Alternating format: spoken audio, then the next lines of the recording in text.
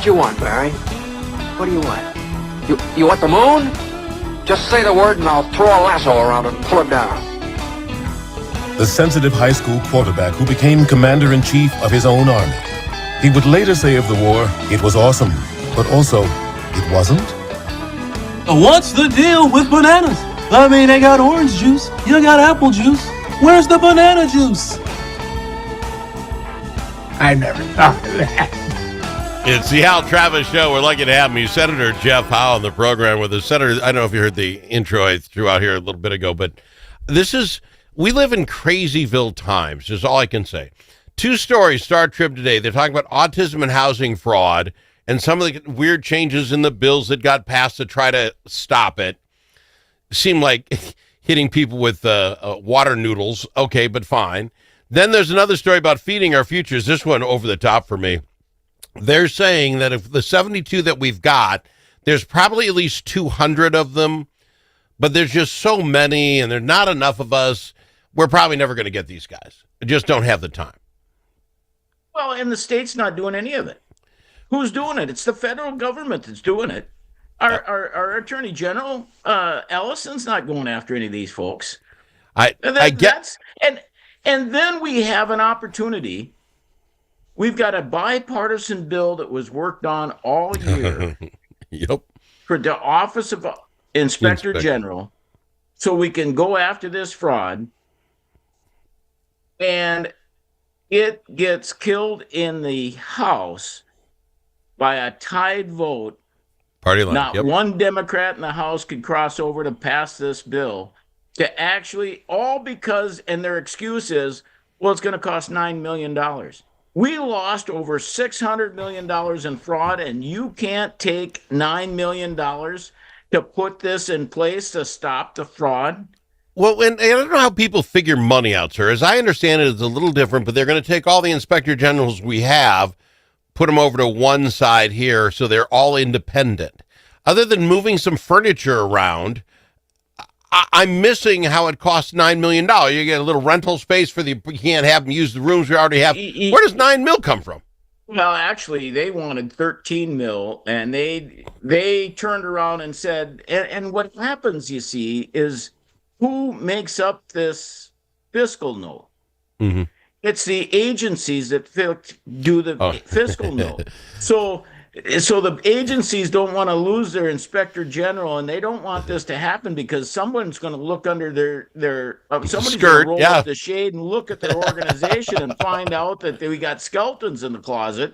Well, we can't have that, so they jacked the price up to keep it from happening. And so they started with somewhere between $12 and $13 million, and the authors of the bill and those folks that were working on this work group that was working on it whittled it down to about $9 million because they said, you guys are just inflating your numbers. And we understand that it's going to cost some for programming and office desk and space and all the rest of this. So we'll agree to about $9 million. And keep in mind, when it came time to find the money for the unemployment insurance for the hourly workers in schools, where did they get that money? They got it from a transportation bill for the Northern Lights Express, and they took over $77 million to fund that UI. That fund has got another $109 million or something plus in it. It ain't going anywhere. Another $9 million there. They don't want it, but here's my point. So let's say they got 72 this year. I don't know what the statute of limitations on for stealing from our children, but I'm hoping it's more than 3 years. So get 72 next year. Go get 72 the next year. You got all 200. The idea that you go into the paper and you say, there's probably another 130 some that we're just not going to go get, that drives me insane. Now, at the same time, this is why. So what are the odds? If you got 72 and there's over 200, you've got a 66% chance you're getting away with it, baby. And if you keep your number small enough, you're not the first sharks they're going after. Be smart about it, and you can keep your money.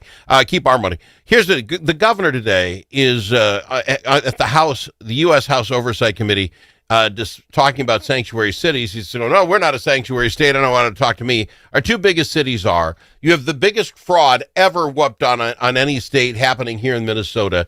That's a frontline news story, which it will be. Pete Stauber's going to be there as a special guest talker. He's not on that committee. Good for him. Kendall Qualls, quick note, he's coming on. He wants your vote for governor. He's coming on later today to talk about this hearing. All that going on, sir, and here's what there's no way. KSTP poll, Minnesota's finds Governor Walz has a positivity rate of 19%. 58% of people approve of what Walz is doing. I know we're in Minnesota.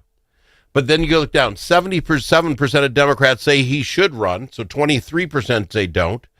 69% of Republicans say he shouldn't, 54% of independents. How do you get to 60% of the people are saying he's doing a good job? None of the polls line up. None of them make sense. Did you get called? No. Have you ever got called out? No, I figured it's because of my job. They lost my phone number somewhere. I mean, and how do they find these people? Who's got a landline? How do they find these phone numbers? I don't get it. So you may not think that they're living under a rock. I don't know. You don't think 2 out of 3 Minnesotans think Tim Walz is doing a fantastic job? You don't think that? If they do, this state is in dire straits, and we all know that already. Most of us. Yeah. Let me ask you this. The other, again, back to things. People not reading the paper or something where I'm at time. All right. College degrees. Ted's story today. College degrees in Minnesota are no guarantee that you get a job. Evidently, kids getting out of college are having a 50% harder time getting a job than those without in the state of Minnesota. And this is just the day after the University of Minnesota came out and said, we're dumping 7% of our classes. We're charging 6.5% more because you, Senator Howe, aren't giving us enough money to get these kids college educations. Your thoughts? Here's the biggest problem I got with the U of M. They're a land grant institution. They keeps, every time we try to tell them, we'll give you money, but this is what you got to do. Yeah. They say, we're a land grant institution. You can't tell us what to do. Well, if we're not going to live, not going to play fair, going to abide by something that we suggest that you do, then why would I give you any money? And if you've got a problem with students getting jobs, well, maybe you shouldn't be given these college degrees in underwater basket weaving or all these things that don't come with a job. Why don't you actually find the actual things that'll help people get jobs in the places that we need people? I'm going to get in trouble. Feel good things that say, yeah, I'm interested in how the flower petal falls to the. It's the story ground. they talked about. I'm going to get in trouble saying this. The guy in the paper was, I think it was MSU, was talking that he had a event management degree and he was having a hard time finding a job. I presume that event planning weddings, funerals, cocktail parties. He got a degree in it. He couldn't believe no one's hiring him. I'm sorry. Maybe they've been doing that for years without that piece of paper. I mean, come on now. I want to see what your thesis was on that. What part of event management are you going to fix? I got to go to break. I'm sorry you brought that up. I'm going to get in so much trouble because I presume people actually get jobs in that, but I didn't know it was a degree. Event planning, event management. Got to go to break. When we come back, there are about 40 bills passed in the legislature this year. I know a guy who got about a tenth of them himself. Talk about some of the stuff he got done. He's Senator Jeff Howe on the Al Travis Show. All the special interests are represented in St. Paul. But who speaks for you? Center of the American Experiment does. Our policy fellows dig into the tough issues that matter to you and offer common sense solutions on education, taxes, crime, and energy. American Experiment is the trusted, nonpartisan voice of Minnesotans like you. We are working every day to make Minnesota a better, safer, more prosperous place. We are American Experiment. Go to americanexperiment.org to learn more. Achieving your financial goals requires individual planning and a comprehensive approach. At Midwest Money Management, our mission is to provide you with the knowledge, tools, and confidence to feel comfortable financially today and secure about tomorrow. Learn more at MidwestMoneyManagement.com. That's MidwestMoneyManagement.com. Securities offered through JW Cole Financial Inc., member FINRA and SIPC. Advisory services offered through JW Cole Advisors Inc., Midwest Money Management, and JW Cole Financial Inc. and JW Cole Advisors Inc. are unaffiliated entities.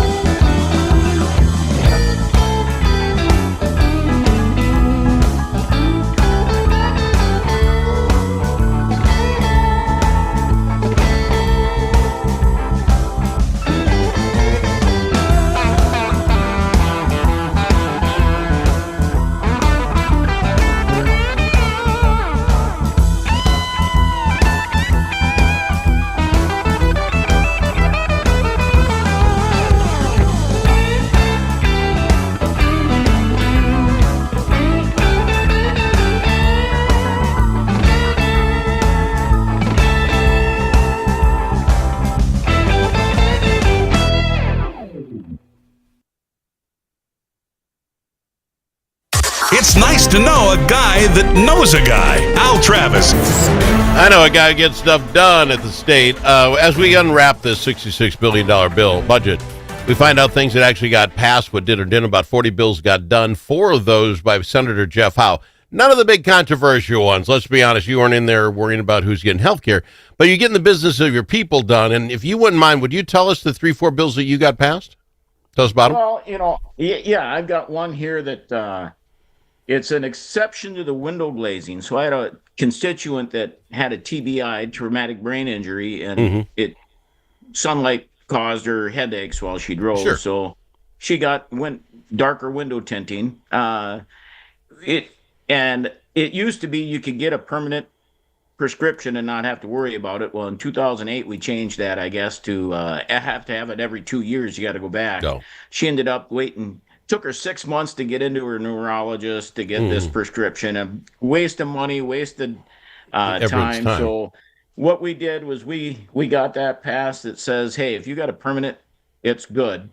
Okay. And the other thing we're working on is DVS is actually going to tie that to your vehicle registration, so the cop doesn't even have to pull you over. He can run your plate and go, you've got a permanent prescription for that. We're not even going to pull you over. So that just can't be that just can't be all that many people. But I'm glad you got that done. But hopefully, let them go, cops. Yeah, good. Another one, we were having some problems with massage parlors and other event places like that, and sex trafficking and human trafficking. So passed a law that allowed local governments to actually do federal background checks on these businesses, so the local governments can do a little bit better in-depth study. That's another one that got passed. Seems like a no-brainer. Good for you, sir.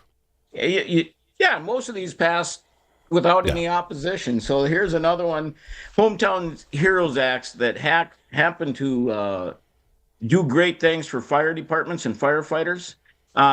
They got in a little bit of trouble with their audit because it wasn't specifically in their scope to do peer-to-peer counseling. So we had to change that law to allow them so they wouldn't get in trouble with their audits. That went fine.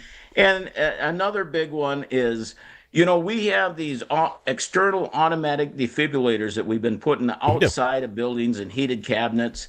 Well, we've got signs up on city and county roads telling people where these are.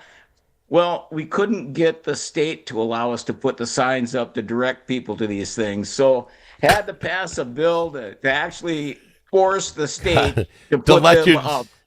Tell people where they're at. That doesn't seem that complicated.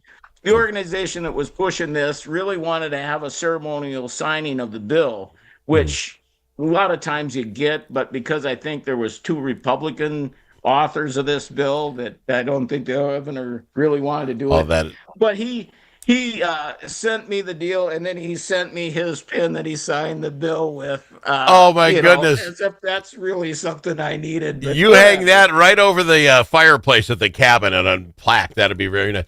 All right, good for you. And that's kind of the thing. We always talk about the big stuff. I understand it.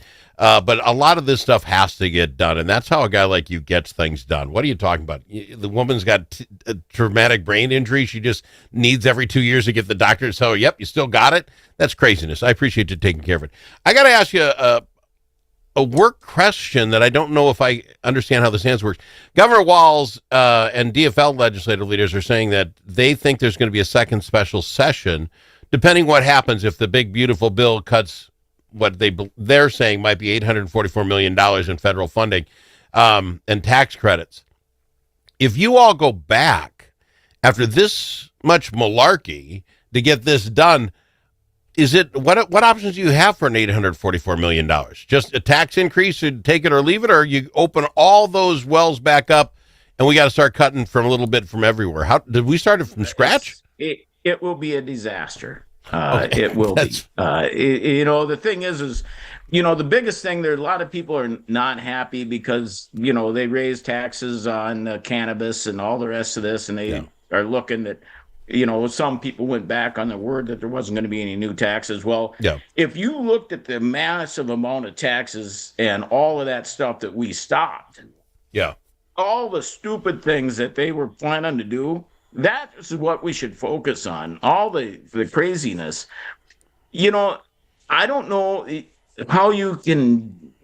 They're going to have to do massive cuts, or there's going to have to be big tax increases. And we were concerned about that because 30% of the education budget comes from the federal government.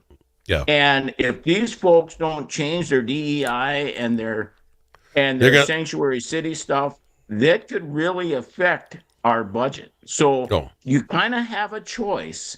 You could adjust some of your behavior to fall in line so you don't get cut, or you can go. Hopefully, the governor doesn't step on it down there, and maybe it's just Minneapolis, St. Paul, and these sanctuary cities that get cut. Yeah. But if the state gets cut, we're in some trouble. I will say, go ahead.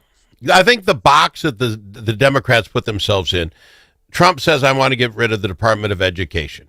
Right wingers like, good, what do we care? Left wing, you can't do it. This is going to crush children, yada, yada, yada. So when the Department of Education actually asks for something, get rid of DEI, or you'll lose the hundreds of millions of dollars. Then they say, we're not listening to the Department of Education. We don't like what they're saying, so we're not going to listen to them.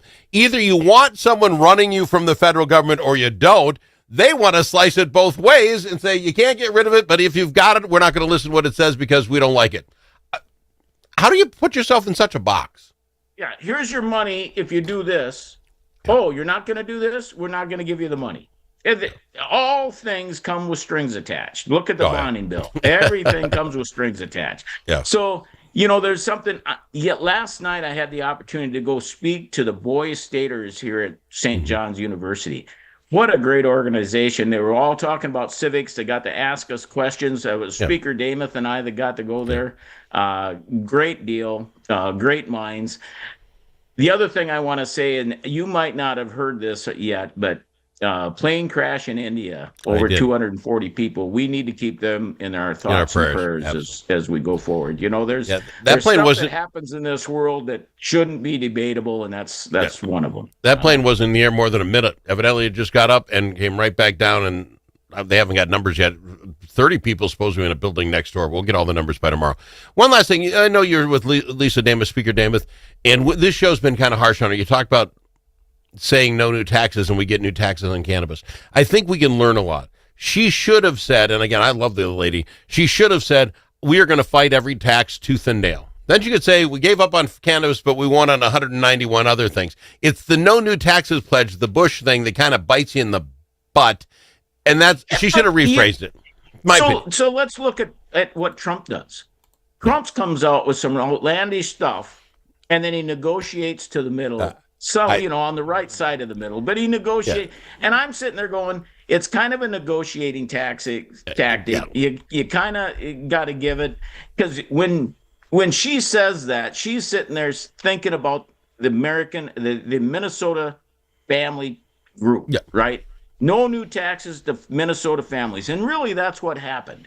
We didn't. If you don't do cannabis, no new taxes to families. Now, if you're going to smoke pot, and welcome it's going to the club. Be legal pot, you're going to get more taxes. Yeah. And, again, I'm not ripping her. I think that's a better way. She does not want to be a Donald Trump. She doesn't come across the way. She's a nice gal, smart gal. She did not want to be Donald Trump-esque. And they're just different. The other piece of that is none of us were in the room, right? Yeah. And we can sit there. Those of us who weren't in the room, we can sharpshoot all we want. But if you want to be in the arena, step up and get in the arena and go in. And it was 3 against 1. The governor wanted like $400 million more in revenue, and she told him, basically in her not in my words, I would have told him to pack sand. She did that in much kinder terms. It's done. She got her done. I give her credit. I just think we got to look how we say it next time. I'm out of time. I love having you on the show. We'll get you next week, my friend. He's Senator Jeff Howe.